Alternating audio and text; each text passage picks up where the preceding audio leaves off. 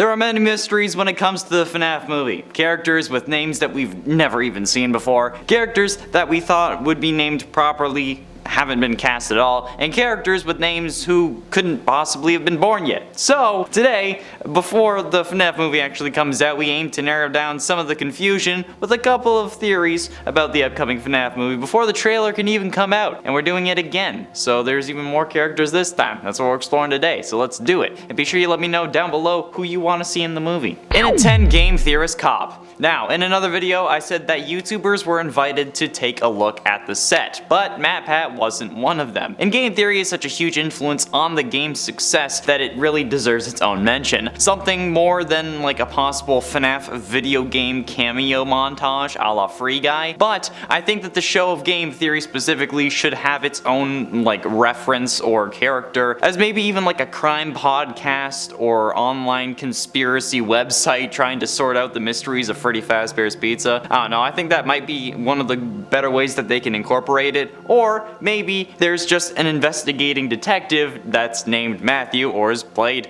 by MatPat. I don't know, I just think that like a little extra nod to the guy that really made the majority of us aware of the series is definitely deserved, if not required, especially by the fans. I wouldn't have known about FNAF if it wasn't for MatPat choosing it over Slender Man because of a poll, so yeah, but he also said that he didn't have an idea for what that Slenderman theory could have been.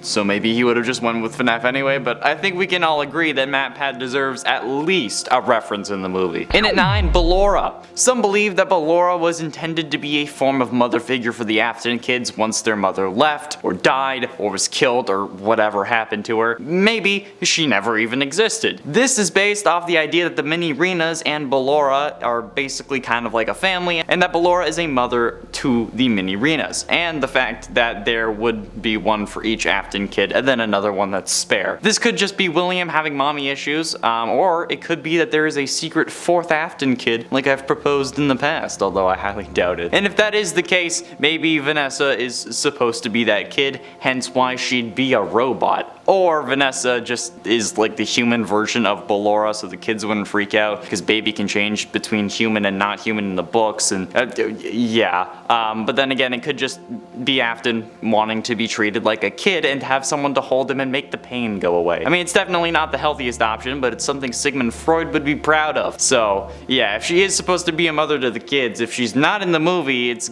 gonna be kinda confusing. And it ain't Markiplier. In a recent interview with Variety, Markiplier was asked about the FNAF movie, and he implied quite heavily that he will be making an appearance, saying, quote, "Everyone wants to know, there was a lot of confusion. Yeah, I can't say anything particular about that. There's a lot of scheduling conflict, and I can't say anything." Which is his way of saying that he's at least making an appearance, cause why else would there be scheduling conflicts if he didn't need to have the free time to be in the movie? But within the FNAF community, this man is also a behemoth. Having played through every game, most popular fan games, and then more, people call him the FNAF King. You can't think of FNAF without thinking of this man as well as MatPat, okay? But mostly, that didn't really mean much, and he was just a fan of the series until November 25th, 2019 at 9 AM EST, when a Lumix official released the official launch trailer for FNAF AR Special Delivery on YouTube. In that 2-minute long trailer, we see Markiplier being the one advertising the Fazbear Funtime service, which the game is based off. So, yeah, he's already, like, I don't know what's going on. It's unknown, like, what character he's playing, but in all honesty, Markiplier was already canon in the games, or I guess technically in the game lore, so he might as well be in the movie. Right? And if you guys are looking forward to the FNAF movie and want to know more about it, be sure you hit subscribe, because when we know, you'll know. Or maybe slightly after, because I still have the script. And it's 7, Crying Child. Okay, now this one is certainly going to be controversial, but Crying Child hasn't officially been cast. And I say this every time I bring it up, his death wasn't a Springlock failure, alright? I watched the MatPat timeline recently. He says it was a Springlock failure, but it couldn't have been. The reason I know it wasn't a Springlock failure is because the Fredbear suit was already in animatronic mode, so no Springlocks would have had the chance of failing. Because the term Springlock failure refers to when the Springlock mechanisms that move robot parts away fail to keep those parts in place, snapping them back into animatronic mode, and then that's when you get filled with all the metal bits, which is bad if someone's inside. But if you're in a robot mode, there's no spring locks that can fail because they're not being moved. Plus, there's no mechanisms inside the mouth because no parts of the human would be in the mouth. So yeah, the jaw just moves up and down. It would have had to be superpowered in order to crush the skull, something that only William would have been able to integrate, considering how, you know, he made the robots and is the suit technician and stuff. So yeah, I'm hoping Crying Child's in the movie. And while we assume that this Garrett character is meant to be Crying Child, it could very well not be, so I had to say it. Alright, I did. And at 6, Charlotte Emily.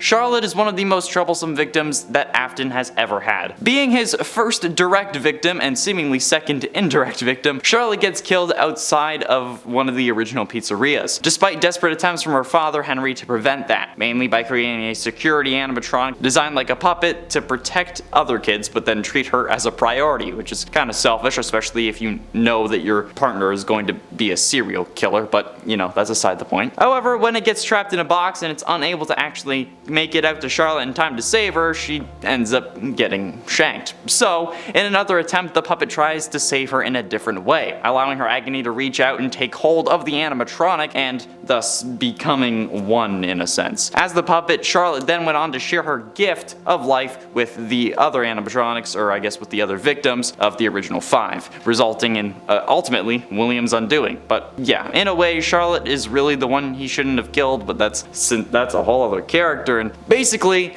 she needs to be in the movie, and she hasn't been cast, or at least hasn't been named directly. So I don't know. I don't know what's gonna happen. Maybe that's who Abby's supposed to be. Halfway through into number 5, Gregory. The main reason I want Gregory in this movie is because the knowledge that this kid has exceeds even some of my own. The kid is the size of a 4-year-old, can fit inside of Glam Rock Freddy's cake cavity. He can fit inside baby strollers and other various small areas around the Pizzaplex. He's too small to drive one of the go-karts alone, but he knows how to restart generators, operate a trash compactor, start and drive a van, as well as identify a car battery, connect the jumper cables to that car battery properly, and then use those to fix Freddy's whole recharging every hour issue in one of the endings. So how the living hell does that character as a whole make any sense? And how do Freddy and Gregory make it to the hill without needing to recharge in that ending? Like, how do they solve that issue? I don't know, man. This kid knows more words than I do, but somehow is the size of a 3.5-year-old, maybe 4. No, okay? It makes absolutely no sense, and this kid's weird superpower is the reason Security Breach is so confusing. It would really only make sense if he is a robot that's supposed to mimic a toddler, but who's actually been on for decades and has been learning the entire time. So, if that is the case, and he's been on for that long, it would be possible for him to appear in the movie. So he f***ing better. It only makes sense. In it for Scooby Doo.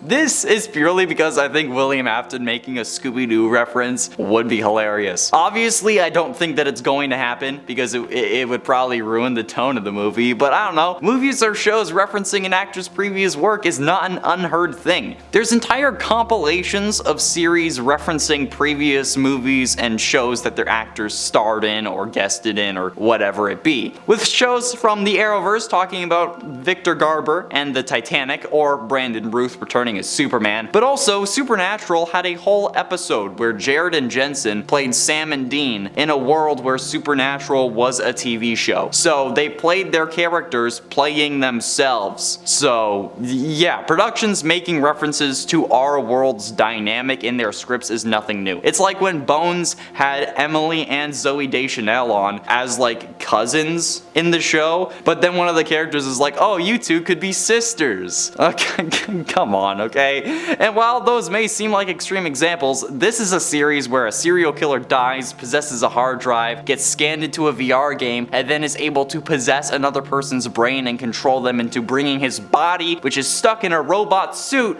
back from death. So yeah, it's really not that far out of the question to have Afton say zoinks, or to have a dog that's called Scooby like walk up to him and like interact, and then have Afton flip out on the dog to show that he's psycho. Okay, something like that. Just come on, that would be funny. You have to admit. Getting close to the end of number 3, Kelsey. The story The New Kid from 1:35 a.m., the third Fazbear Frights book, revolves around Devin, Mick, and Kelsey. Devin and Mick are outcasts from their class and aren't really all that popular. They aren't cool. They aren't me. Totally kidding, they're definitely me. But when the new kid Kelsey arrives at the school, they make a new friend, or try to.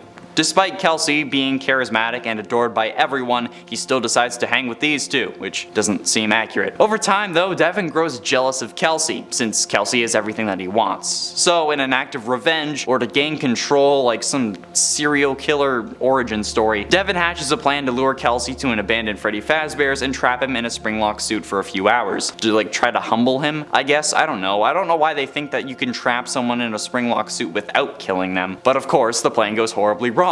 After getting in the springlock suit, it fails, as expected, causing blood to soak into the fur of the animatronic and pool all around the ground because, you know, it's a book and they don't have to worry about game ratings. So Devin and Mick leave Kelsey for dead so they won't get in trouble, but then something doesn't feel right, so for some reason Devin returns to make sure that Kelsey's body is still in there, which is a horrible idea. So he sticks his hand in the animatronic mouth to make sure, I don't know why, and then snap! The spring locks fail again in his hand, not in the mouth because that's not where the spring locks are, and then Devin gets his hand stuck inside and bleeds out. But not before seeing a body in the suit with black hair instead of Kelsey's blonde. So I want this explained in the movie. I do. Cast a Kelsey, for God's sakes. There's no other, these characters don't have names that have appeared anywhere, so just cast a frickin' Kelsey, please, for the love of God. But ultimately, in at number 2, Katniss Everdeen. I also think it would be hilarious for Katniss Everdeen to appear in this movie. Not like as a way to connect the universes, but exclusively because of who is playing Mike. I mean, come on, okay? This guy's IMDb has him listed as being known for Hunger Games movies almost exclusively. Josh Hutcherson would not be where he is if it wasn't for those, and much like the Scooby Doo or Shaggy reference, I think it would be funny to have like a Katniss thing in here, okay? Even if it's just a joke. Or make Mike really good with a bow and arrow, since like he took up the sport to try to relieve anger because his therapist suggested it or something, and then they're just like, oh, you're a natural Katniss Everdeen, or like, oh, you'd win the Hunger Games. I don't know, I think that would be the funniest shit, alright? Come on, you gotta have a little comedy in something like this. And Scott seems like the kind of guy who would be down for that. He does all sorts of random, unexplained crap in his games. So like a couple of passing references to past work that the actors have done, it wouldn't be out of nowhere. I personally would appreciate a Once Upon a Time Anna reference from the girl playing Vanessa, Elizabeth Lale. Please. And finally, in at number 1, Conspiracy Podcast. While Markiplier seems to be implying that he will be making an appearance in the movie, there are some other YouTubers that, like I said earlier, flat out just said that they were invited to check out the set and watch filming. The 4 that we know of course, being Daco, as well as 8-Bit Ryan, Rizbowski, and Bazimalum, aka the Theory Thursday crew. From the looks of things, they're just going to vlog on the set and film content for their respective channels. However, there could be something more here, like maybe a cameo or a consultation kind of thing that they wouldn't have revealed for obvious reasons. Although consultation would be a far less of like a major thing, but considering how Scott is on set, they wouldn't really need it, but it could also just be like from like a fan's perspective kind of thing so that we can understand the story of the movie and have it not get confused since we don't know everything about the games. I don't know. They could be doing something like that, but they could also be doing exactly what they did on Thursdays as characters in the movie. So, could Theory Thursday actually be a podcast within the FNAF universe? I guess we'll have to wait for the movie to find out, but if you want to keep getting updated on that movie, be sure you're subscribed and click the video popping up on screen now. Thanks for watching.